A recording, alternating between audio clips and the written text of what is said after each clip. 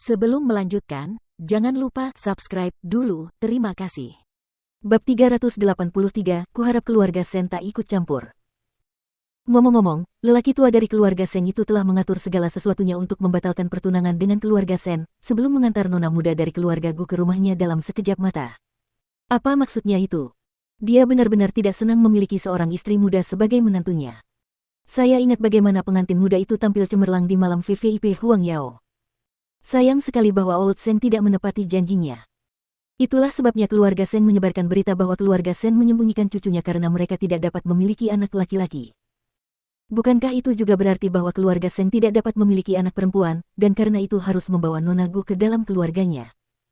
Putra mahkota memiliki semua yang ia butuhkan, tetapi lebih memilih untuk tetap bersama keluarga Sen dan menyerah pada masa depan yang begitu hebat di Huang Yao. Itu hanya bisa berarti bahwa keluarga Seng adalah sebuah kegagalan, mereka tidak bisa mendapatkan apa yang mereka inginkan, dan menyebarkan rumor untuk memprovokasi keluarga Sen sekarang karena mereka sudah putus asa. Maafkan kejujuran saya, tetapi Sen Tua adalah seorang militer yang terhormat sementara Seng Tua hanyalah seorang pengusaha kecil. Apakah ia mencoba menggertak keluarga Sen karena bersikap hati-hati hanya karena ia memiliki reputasi dan klien? Bayangkan mereka sudah berteman selama bertahun-tahun. Lihat saja bagaimana keluarga Seng memutuskan hubungan setelah mereka menyelesaikan tugasnya, itu benar-benar menyebalkan. Dalam semalam, lanskap di kalangan bangsawan berubah. Itu wajar saja berkat jaringan kontak dan teman Seng Xiao yang luas, yang memungkinkannya melakukan lebih banyak hal. Seng Xiao langsung menghubungi mereka, menyuruh mereka untuk memperburuk rumor apapun antara keluarga Sen dan keluarga Seng, selama itu tidak menguntungkan keluarga Seng, tentu saja. Dan akankah Old Seng tinggal diam dan membiarkan rumor itu menyebar? Dia segera menelepon si Tua Sen, namun sangat disayangkan si Tua Sen telah menghapusnya dari kontaknya. Begitu dia melihat nomor yang tidak dikenalnya, dia hanya bisa bertanya dengan bingung, "Siapa kamu?" Wajah Old Sen berubah marah. "Ini aku." "Oh, kamu. Ada apa?" tanya Sen Tua dengan tidak sabar. "Pak Tua Sen, kita sudah berteman selama bertahun-tahun, tetapi bagaimana mungkin kau tega mempermasalahkan hal sepele seperti ini? Lagi pula, Seng Xiao adalah cucu dari keluargaku. Apa alasan keluarga Sen melarangnya pulang?" Sen Tua pun menjadi marah. "Aku tidak ingin bertengkar denganmu. Tunggu saja di luar pintu rumahku jika kau ingin bertemu Seng Xiao, dan jangan coba-coba menyalahkanku karena menyembunyikan cucumu. Kau tidak bisa mengaturnya karena ketidakmampuanmu sendiri.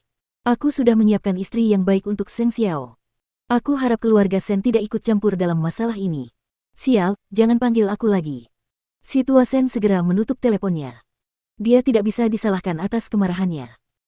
Ketika dia mengingat alasan yang diberikan Old Seng untuk membatalkan pertunangan mereka, dia merasa seperti menelan lalat. Mereka telah saling membantu untuk berkembang dan sukses selama bertahun-tahun, dan entah bagaimana berakhir dengan pertengkaran seperti itu.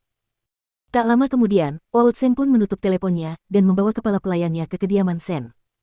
Dia yakin bahwa jika keluarga Sen tidak mengakomodasi dan mendukung Seng Xiao, bocah itu sudah kembali sejak lama. Lagi pula, bagaimana Seng Xiao bisa bertahan hidup di Jianchuan tanpa status dan kedudukan yang diberikan Huang Yao? "Tuan Seng, ini adalah peluang paling kecil untuk berhasil dengan Tuan Muda ke-8. Anda tahu dia tidak bisa terpengaruh oleh wortel atau tongkat. Kalau begitu ingatkan aku untuk tetap tenang saat bertemu dengannya, sehingga aku bisa memberinya muka dan setidaknya bisa mengucapkan kata-kata yang baik." Meski begitu, lelaki tua itu tetap saja frustrasi. "Saya mengerti." Beberapa saat kemudian, mobil Seng Xiao, sedan Benz hitam yang sangat biasa keluar dari kediaman keluarga Sen. Suce sedang mengemudi, dan mereka melihat Old Seng menunggu di gerbang ketika mereka hendak pergi. Kepala Seng. Jika Seng Xiao tidak menghentikan mobilnya sendiri, Old Seng tidak akan pernah tahu bahwa cucunya ada di dalamnya. Bagaimana mungkin itu terjadi mengingat betapa mencoloknya Seng Xiao? Dia hanya tidak sadar bahwa Seng Xiao sengaja bersikap rahasia. Menyaksikan Seng Xiao turun dari mobil, Old Seng mendengus dan berjalan menghampirinya. Percakapan pertama dalam reuni antara cucu dan kakek adalah dari Seng Xiao. "Kamu masih belum menyerah. Bagaimana denganmu? Kau tidak bisa terus bersembunyi dengan keluarga Sen, bukan? Kau adalah anggota keluarga Seng, dan tinggal bersama mereka tanpa alasan yang sah tidak akan terdengar baik jika orang lain membicarakannya. Selama kau bersedia mengikutiku pulang, aku akan melupakan masa lalu." Itu yang memberi muka. Mendengar perkataannya, Seng Xiao langsung memasukkan kedua tangannya ke dalam saku. "Kurasa aku bisa ikut bermain jika kau tidak mencoba menyebarkan rumor menjijikkan itu. Bukankah ulang tahunmu juga di bulan Maret? Aku akan memberimu jawaban di hari ulang tahunmu, tapi sampai saat itu, hentikan semua usahamu yang sia-sia dan jangan tunjukkan wajahmu kepada keluarga Sen." Juga, jangan datang mencariku, dan jangan mencoba menginginkan 1 mil setelah mendapatkan 1 inci. Alis Old Seng mengendur setelah dia selesai. Apa kamu serius? Tentu saja. Aku akan percaya padamu sekali lagi, bocah. Jangan hancurkan hatiku. Dan sebaiknya kau tepati janjimu, atau aku tidak akan pernah menginjakkan kaki di rumah keluarga Seng seumur hidupku. Dengan itu, Seng Xiao kembali ke mobilnya, memerintahkan Su Ce untuk pergi. Tuan Seng, sepertinya Tuan Muda memiliki kesulitannya sendiri. Pada akhirnya, dia sangat menyukai nonamu, jadi biarkan dia menyelesaikan urusan pribadinya. Itu akan menyelesaikan masalah dengan Nona Gu saat dia kembali ke keluarga. Old Seng mengangguk mendengar kata-kata pelayannya. Si bocah nakal itu tidak pernah mengingkari janjinya. Karena dia bermaksud kembali pada hari ulang tahunku, aku cukup murah hati untuk membiarkannya berpisah dengan Mukiki.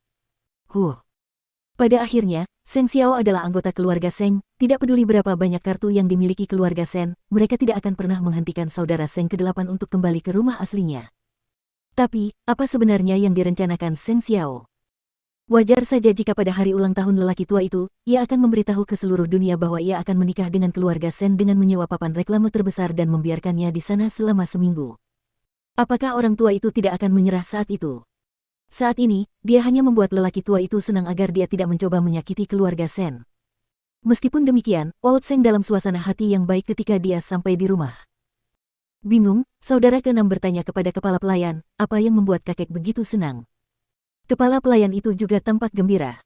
Tuan muda ke-8 mungkin akan kembali saat ulang tahunnya. Namun, saudara ke-6 tidak begitu senang. Apakah kakak ke-8 benar-benar menyerah pada Mukiki? Dan apa yang dia anggap sebagai keluarga Seng, pasar basah yang bisa dia datangi dan tinggalkan kapan saja dia mau. Karena itu, saudara ke-6 mengeluhkan ketidakpuasannya terhadap saudara kedua.